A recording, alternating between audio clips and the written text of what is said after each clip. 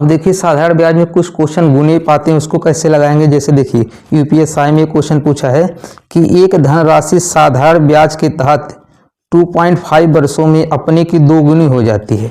देखिए कोई मूलधन है, ठीक है, ये कितना हो जा रहा है, 2 गुना हो जा रहा है। कितना हो जा रहा है, 2 गुना हो जा रहा है।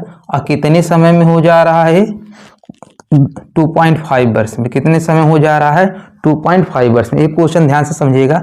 अब देखिए कोई मूलधन है तो हमें नहीं पता हमारा मूलधन कितना है, तो मान लेते हैं कितना है ये, 1 यूनिट। कितना है, 1 यूनिट। अब 1 यूनिट से कितना हो जा रहा है, 2 गुना हो जा रहा है। कितना हो जा रहा है, 2 गुना। यानी भाई हमारा मूलधन कितना है, 1 है, और ये हमारा 2 हो रहा है। क्या हो रहा है, मिश्र धन हो रहा है। क्या हो रहा है, ये 2 गुना मतलब मिश्र धन हो रहा है। तो इस पे जो ब्याज हो कितना लग रहा है, 1 यूनिट का लग रहा है।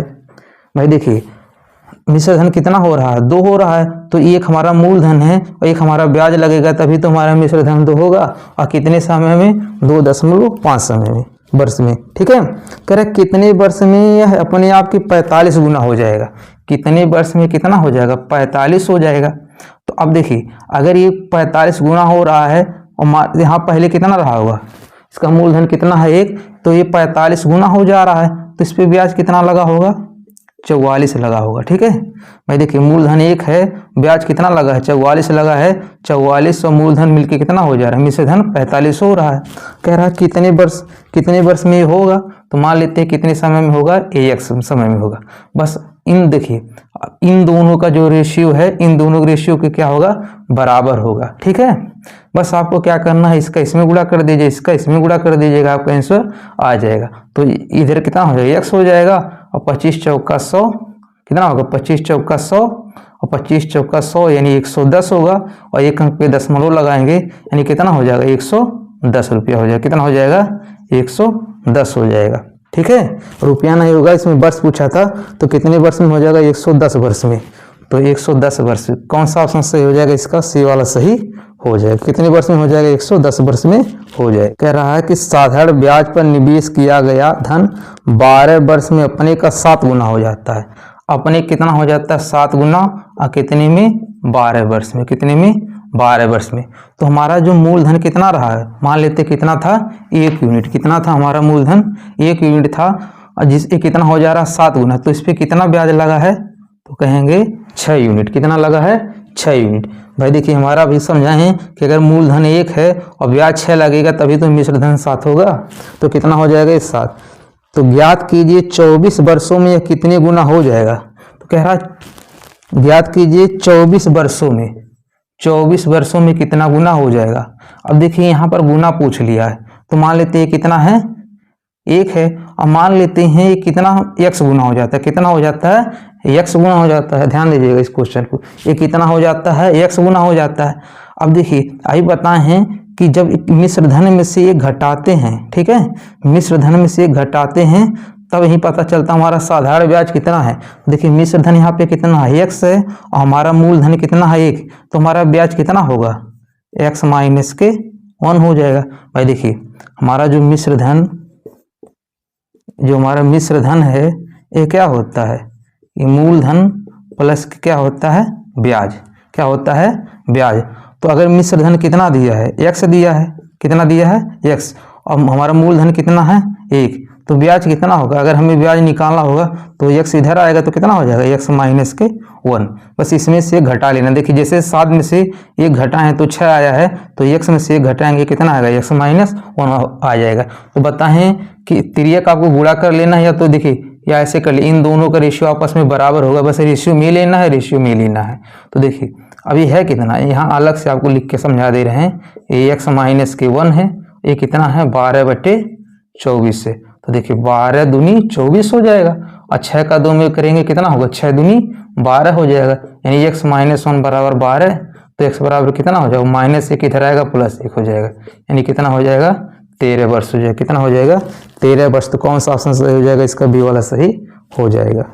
अगला क्वेश्चन है, कोई रकम साधारण ब्याज पर 6 वर्षों में 3 गुना हो जाती है। अब देखिए कह रहा है 6 वर्षों में 3 गुना, 3 गुना कितने में होता है, ये 6 वर्ष में होता है। तो मान लेते हैं यहाँ पे कितना रहा होगा, 1, और कितना ब्याज लगा है, इस पे 2 यूनिट ब्याज लगा है। तो कितने वर्षों में है, 8 गुना होगा। कितने वर्षों में, 8 गुना होगा। तो यहाँ 1 है मूलधन, तो कितना ब्याज लगा हुआ इस पे 7 यूनिट लगा होगा, तभी तो मिश्र धन 8 हो रहा है। तो कितने वर्षों में मान लेते हैं, x वर्षों में। अभी बताएं इनका रेशियो क्या होता है, इक्वल होता है। तो देखिए इसमें क्या होगा, ये देखिए 2/7 होगा और ये कितना होगा 6/x हो जाएगा। काट लीजिए, 2 से काटेंगे 3 बार कट जाएगा और तिर्यक गुणा करेंगे तो क्या होगा 7 त्रिक 21, यानी कितना हो जाएगा 21 वर्ष में। क्या हो जाएगा 21 वर्ष में 8 गुना हो जाएगा। तो कौन सा ऑप्शन सही हो जाएगा, इसका ये वाला सही हो जाएगा। देखिए दोस्तों सेम आपको हम अगली नेक्स्ट क्लास में आपको हम चक्रवृद्धि ब्याज बताएंगे, जिसमें आपको पूरे चैप्टर एक ही कॉन्सेप्ट में समझाएंगे, कोई फार्मूला यूज नहीं करेंगे, सिर्फ आपको हम रेशियो मेथड पे बताएंगे, एक ही पैटर्न पे सारे क्वेश्चन करवाएंगे A to Z जितने भी क्वेश्चन पूछे गए हैं। अगला क्वेश्चन है 4% प्रति वर्ष की साधारण ब्याज प्रणाली के तहत कितने वर्ष में 1500 दोगुने हो जाएंगे। अब देखिए कह रहा 1500 दोगुने हो जाएंगे, यानी उसका मूलधन कितना है 1500 है, कह रहा दोगुना हो जाएगा, यानी मिश्र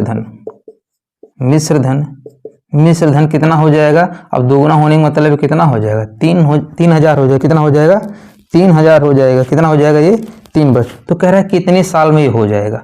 अब देखिए हम बताए हैं, अब देखिए मिश्र धन कितना है 3000, मूलधन कितना है 1500। तो जो हमारा ब्याज है, जो हमारा साधारण ब्याज है SI, ये कितना हो जाएगा, ये भी कितना होगा 1500 होगा। ये कितना होगा 1500, क्योंकि जब हम मिश्र धन में से मूलधन घटाएंगे तभी तो हमारा साधारण ब्याज निकलेगा, यानी हमारा साधारण ब्याज कितना हो जाएगा 1500 हो जाएगा।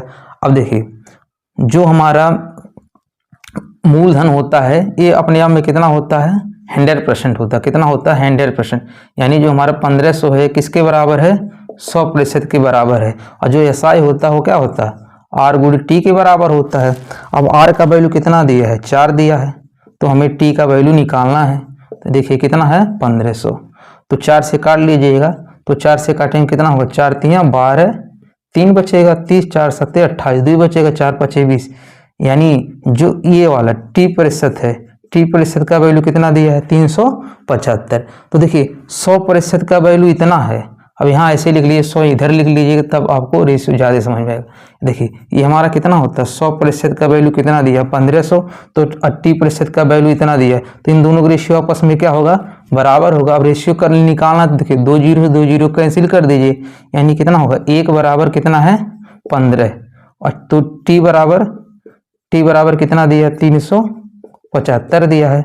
अब देखिए इसको रेशियो में है तो तिर्यक गुणा कर दीजिए, या ऐसे इसको काट लीजिए, कट जाएगा। तो 15 दूनी कितना होगा 30, 15 दूनी कितना होगा 30, 75 बचेगा, तो 15 5 75, यानी T बराबर कितना हो जाएगा 25 वर्ष। तो कितना हो जाएगा T बराबर 25 वर्ष। तो कौन सा ऑप्शन सही हो जाएगा, इसका सी वाला सही हो जाएगा। अगला क्वेश्चन है एक धनराशि साधारण ब्याज पर 2 वर्ष में 7280 और 3 वर्ष में 8320 हो जाती है, तो धनराशि ज्ञात कीजिए। अब देखिए इसको कैसे लगाना है, मान लीजिए कोई प्रिंसिपल है, यानी कोई धन है, ये कितना हो जाता है 7280, कितना हो जाता है ये 7280 हो जाता है, और कितने साल में हो जाता है ये 2 वर्ष में हो जाता है। कितने वर्ष में 2 वर्ष में हो जाता है। और कह रहा है 3 वर्ष में 8320 हो जाता है। कितना हो जाता है 8320 हो जाता है। और ये कितने में होता है, ये 3 वर्ष में होता है। कितने में होता है 3 वर्ष में। अच्छा देखिए कितने साल का गैप है यहाँ पर 1 वर्ष का, कितने का साल का अंतर है 1 वर्ष का अंतर है। तो 1 वर्ष में कितना ब्याज हो जा रहा है, बस 8320 में से इसको घटा लीजिएगा, तो देखिए 0 में से जाएगा 0, और इधर 12 में से हट जाएगा कितना होगा 4, इधर कितना बचेगा 2 में से 2 जाएगा 0, 8 में से 7 जाएगा 1 होगा। अब देखिए यानी 1 वर्ष का, ठीक है 1 वर्ष का ब्याज कितना है 1040 है। तो इसमें सिर्फ धनराशि पूछा है, 1 साल का ब्याज कितना है 1040 है। देखिए जो भी हमारा मूलधन है 2 साल का ब्याज लगने के बाद इतना हो रहा है, तो 1 वर्ष का ब्याज इतना है, तो 2 वर्ष का ब्याज कितना हो जाएगा, 2 का गुणा कर देंगे कितना हो जाएगा 2080 हो जाएगा। कितना हो जाएगा 2080। अब देखिए 2 वर्ष का ब्याज कितना 2080, यानी 2080 रुपया जोड़ने के बाद इतना हो रहा है। 2080 रुपया मूलधन में जोड़ने के बाद ही तो 7280 हो रहा है। तो 7280 में इतना घटा लीजिए, हमारा मूलधन पता चल जाएगा। तो घटा लीजिएगा, तो देखिए 80 से 80 जाएगा तो 00 बन जाएगा। अब ये 72 में से 20 घटाना है, तो इधर कितना हो जाएगा 2 हो जाएगा, इधर 7 में से 2 जाएगा 5 होगा, यानी 5200, यानी हमारा मूलधन कितना हो जाएगा 5200 हो जाएगा। तो कौन सा ऑप्शन सही हो जाएगा, इसका बी वाला सही हो जाएगा। देखिए अगला क्वेश्चन है, कह रहा है किस साधारण ब्याज की दर से 4750 की राशि पर 5 वर्ष में 950 का ब्याज प्राप्त होगा। अब देखिए 4750 यानी हमारा मूलधन कितना दिया है प्रिंसिपल। अब प्रिंसिपल कितना होता है अपने आप में 100% होता है, जिसका वैल्यू कितना दिया है 4750 दिया, कितना दिया है 4750 दिया है। कह रहा है कि 5 वर्ष में 950 का ब्याज प्राप्त होगा।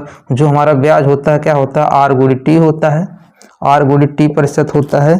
इसका वैल्यू कितना दिया है 950 दिया, कितना दिया है 950। अब देखिए इसमें समय का वैल्यू कितना दिया 5 वर्ष, तो यही टी का वैल्यू कितना दिया 5 दिया है, तो 5 से इसको काट देंगे तो कितना होता है 19 पचे 95, कितना होता है 19 पचे 95, यानी आर जो प्रतिशत का वैल्यू कितना दिया है 190, कितना दिया है 8% का वैल्यू 90। अब देखिए 100% का वैल्यू इतना है तो 8% का वैल्यू इतना, बस रेशियो निकाल लीजिएगा तो 1 0 से 1 0 क्या होगा कट जाएगा, यानी ऊपर बचा कितना 10% किसके बराबर है 475 के।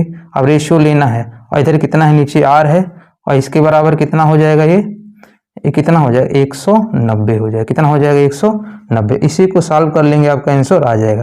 तो देखिए कैसे काटेंगे 19 से काट दीजिएगा, 19 से काटेंगे तो कितना होगा 19 दूनी 38 हो जाएगा, तो इधर कितना बचेगा 9, 19 पचे कितना होगा 95 हो जाएगा, ठीक है 19 पचे 95 हो जाएगा। अब देखिए अभी इधर अभी 0 बचा हुआ है, ठीक है भाई 19 से काटेंगे 19 दाएं हो जाएगा।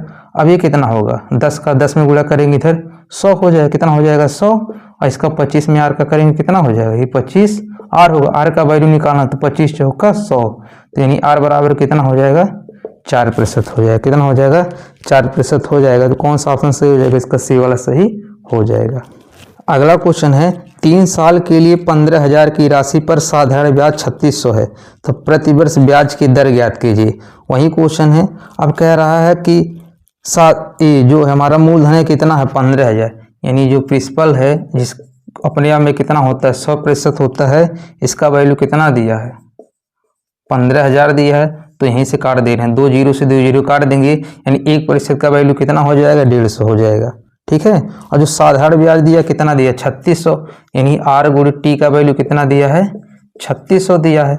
और इसमें देखिए कितना दे दिया है टी का वैल्यू कितना दिया है 3, इसके जगह कितना रखेंगे 3 से काटेंगे कितना हो जाएगा ये 1200, ठीक है। यानी जो आर प्रतिशत है, ठीक है, जो आर प्रतिशत है कितना दिया है इसका वैल्यू 1200, बस रेशियो ले लीजिए तो ऊपर 1 है और नीचे कितना है आर है, इसमें कितना है ऊपर 150 है और नीचे कितना है ये 1200 है, 1 0 से 1 0 ऐसे कट जाएगा और इसको काट दीजिए 15 8 कितना होता है 15 8 120, तो आर बराबर कितना हो जाएगा, त्रिया गुणा करेंगे तो आर बराबर 8 हो जाएगा, यानी रेट कितना हो जाएगा हमारा 8% हो जाएगा। तो कौन सा ऑप्शन सही हो जाएगा, इसका ए वाला सही हो जाएगा। अगला क्वेश्चन है, एक निश्चित राशि साधारण ब्याज पर 2 साल में 1260 और 5 साल में 1350 हो जाती है, ब्याज की अनुमानित दर ज्ञात कीजिए।